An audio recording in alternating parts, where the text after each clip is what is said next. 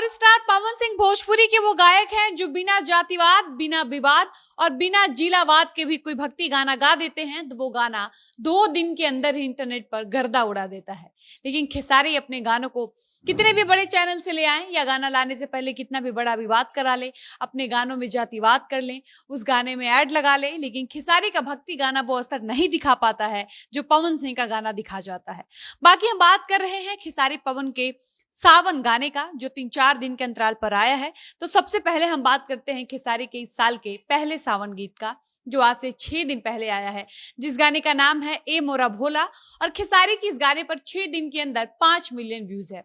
हम बात करते हैं पावर स्टार पवन सिंह के नए सावन गीत की, तो आपको बता दें कि आज से 2 दिन पहले और खेसारी के सावन गीत की 4 दिन बाद पवन सिंह का एक नया गीत आता है जिस गीत का नाम है ए भोले बाबा। और 2 दिन के अंदर पवन के इस गाने पर 6 मिलियन व्यूज है। यानी खेसारी के पहले सावन गीत को 6 दिन में 50 लाख लोगों ने देखा है, जबकि पवन के सावन गीत को मात्र 2 दिन के अंदर 60 लाख लोगों ने देखा है। इससे ये साबित होता है कितना माहौल बनाने के बाद भी इस बार के सावन में खेसारी लाल यादव पवन सिंह से पीछे रह गए हैं।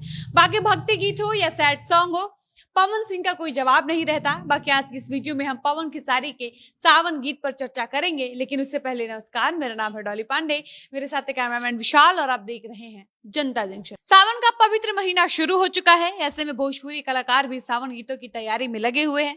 जब से सावन शुरू हुआ है तब से भोजपुरी गायकों का लगातार सावन गीत आ रहा है। बाकी सीजन कोई सा भी हो, भोजपुरी दर्शकों को पवन और खेसारी के गानों का बेसब्री से इंतजार रहता है। और इसी इंतजार को खत्म करते हुए सावन का आगाज करते हुए खेसारी लाल यादव आज से 6 दिन पहले एक सावन का भक्ति गीत लेकर आते हैं, लेकिन वो गीत कुछ खास असर नहीं छोड़ पाता है।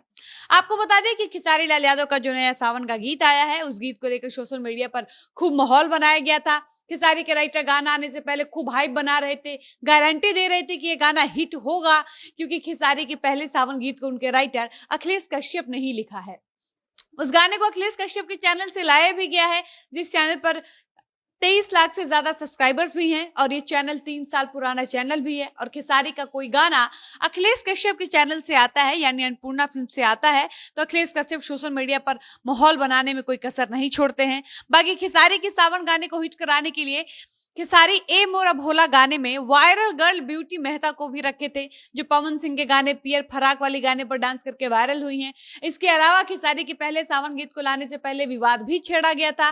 गाने को अच्छे खासे सब्सक्राइबर्स वाले चैनल से लाया भी गया था।